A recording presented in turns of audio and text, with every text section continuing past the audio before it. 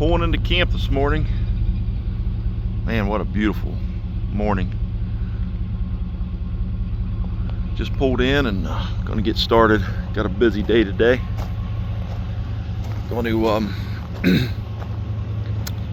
gonna let the rain tank fill up. Gonna hook it up today. The little bit of grass seed and straw down, and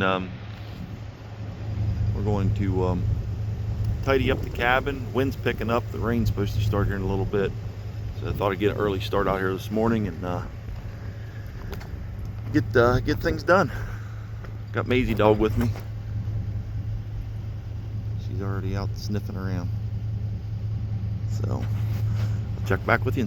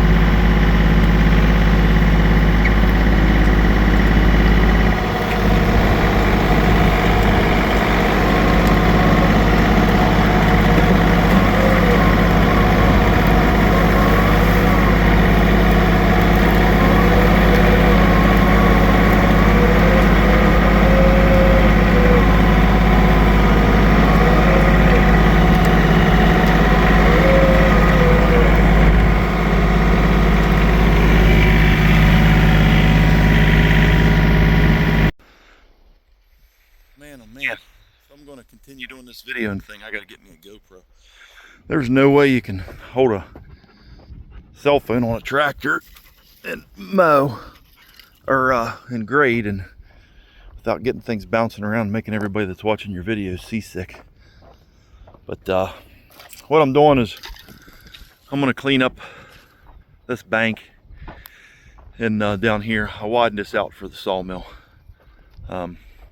Didn't have enough room to turn and stuff and for all the logs. So today it's supposed to rain here in a little bit. I'm gonna try to get all this cleaned up and throw it over. The only problem is every stick I throw over, Maisie decides to put one back. Don't you, girl? She's my buddy though. But all right, I'll check in later. Okay, got her all seeded and strawed. Looks pretty good. If I'm a little out of breath, it's because I was rushing, because the skies are turning black. There's a storm right over there, so perfect timing. Get some water on this and hopefully get some grass growing. But that was one project today that we're working on, and I'll head off to the next one. Next is hook up the downspouts to the rainwater tank to let it fill up, so it will build up water, 1,100 gallon, and that pretty much will run us. That runs us for months. But I'll get that hooked up and let it run. I'm not going to hook up the pump today. Wait for some more warmer weather. But 1,100 gallons never going to freeze this time of year. So, alrighty. All right, this rainwater system is easy to hook up in the spring as anything. This is the 6-inch pipe. I just hook on the end and let water run over the hill just like you would do a downspout. So you take that off, slide that up under the cabin until winter. These are my bungees. I'll just hook them back on here and probably flap and make noise and drive me nuts. But so this here cap goes on there, and this is the ball that goes in there. What happens is the water comes down through that off of the downspout and comes down through that, and then this ball right here floats up that tube, and when it hits in there it blocks it off and lets the water continue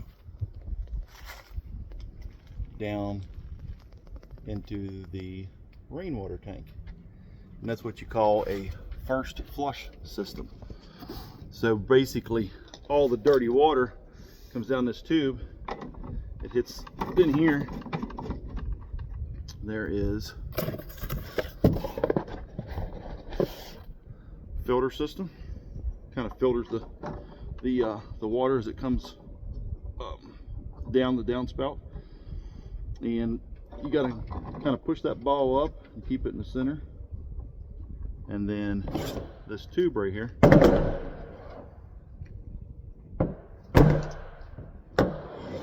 goes through this little 1/8 inch hole. So it says top on it. I can see it without my glasses. So you put that on there.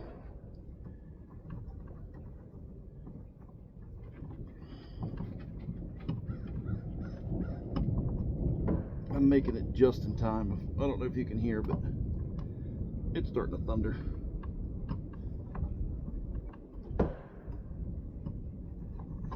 Usually not that hard, but so the reason there's an 1/8 inch, there's a filter an 1/8 inch, because you don't want to clog this 1/8 inch hole as it's going down. You want all that water to kind of be filtered. The water hits that 1/8 inch hole and it trickles out slow. When it trickles out slow, it lets this fill up. So basically all your dirty water off of your first rainstorm is in this tube, and then your clean water goes over and goes down the tank. So once it drains out of that 1/8 inch hole down into my drain line that's coming out of my water tank, it kind of empties itself, and once it empties itself, the ball comes back down, seats down here, ready for the next rainstorm, does the same thing. And I'll flip this around. So this is the 1100 gallon tank, and I'll run that hose into here, and it'll run out over the hill, and this tank will fill up to 1100 gallon. And then down in here you can see sediment on the bottom. That's where your dirty water is, right there. That float will raise up. There's a filter on that.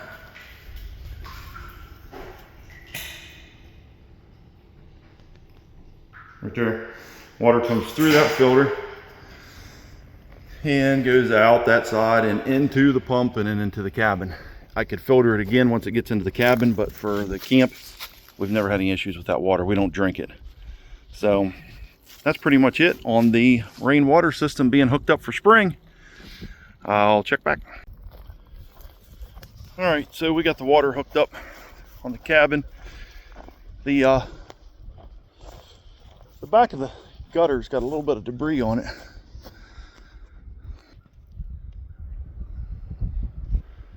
I need to clean it off, and I'll let it rain, fill up, and we will unhook that rain system, let it run over the hill, and once I get some water in there, I can hook the garden hose up, clean everything out. But this here, over here this is my sawmill.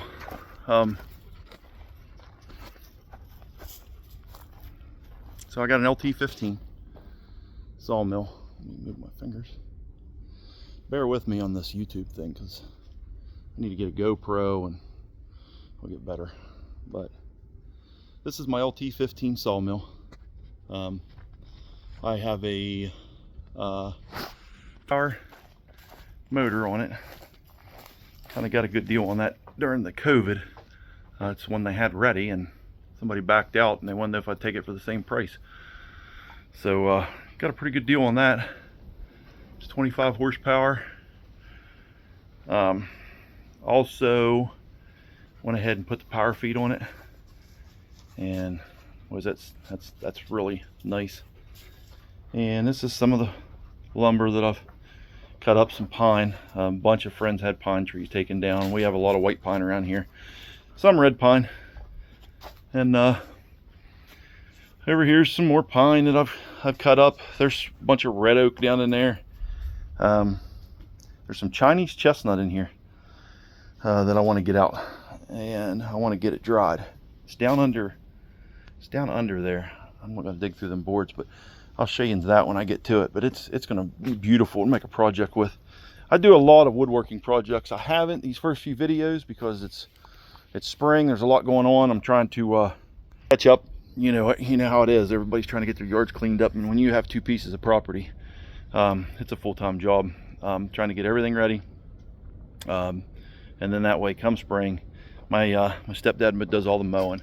He'll be out here mowing, and then I can jump on the mill and, you know, do the weed eating and stuff, and then you can enjoy it. But when spring comes, you gotta get after it fast. So if not, you're working it all summer.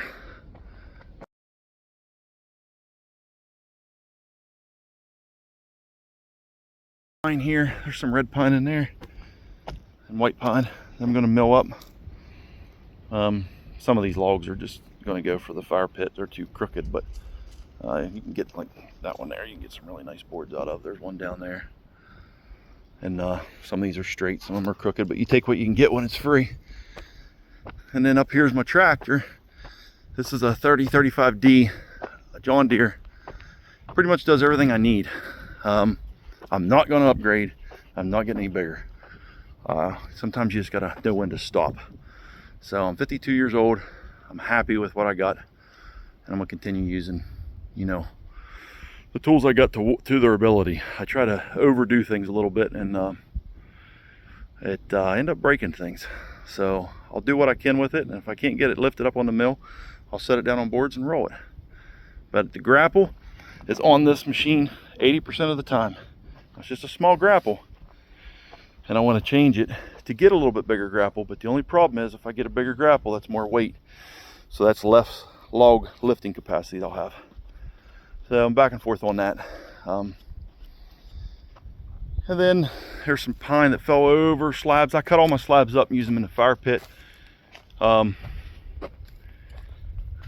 deck I built. We have a little get-togethers out here, and people can set up there and overlook, and it's pretty out here. Play some music, whatever. And then up here's where I have my, pretty much, these are more pine logs to go down to the mill. There's a red pine in there. It's gonna be pretty. Some of that's starting to get blue stain. I don't know if you know what blue stain is, but if you leave a log, pine log especially, sit on the ground for about a year, it'll start to stain on the ends. And that staining, if it's black when you first cut it, that's usually a sign of metal in the wood. But the when it gets that dark colored on the end, almost looks like charcoal. A lot of times when you cut that log open, it's blue. It's got blue streaks in it, and that's a big thing now. People like it. So I did a bunch of it in my basement. It's really pretty. It's almost kind of like off this slab. You can see that's starting to weather, but there's some blue staining down there on that one. But anyway, that's what blue stain is. This here is what looks like locust, maple. This is all logs. When I go in the woods, if there's a tree down, it comes up, and I carry it up or drag it, and if a tree had fell, it gives it time to dry throughout the summer. I cut my firewood up throughout the year. I'll cut the majority of up before it gets too much hotter, and that'll dry all summer, and that will let me have good dry firewood for spring, or for fall and winter. This is my trailer. Quality trailer, Pro Series, 15,000 pound. It's got a tilt deck on it. I think it's 14'6" tilt deck and 7'6" flat there. So it makes it nice for putting a couple of firewood totes up on the front. And got that off Bennett trailer sales. And so far, I love it. I just upgraded to this year. My other trailer, I kind of put too heavy logs on it, and I bent it. So, all right, it is sprinkle as we speak. I'm going to work my way down to the tractor, get it to the shed, get the dog in before she turns into a mud pie, and catching's on the next one. And sooner or later, it's lightning.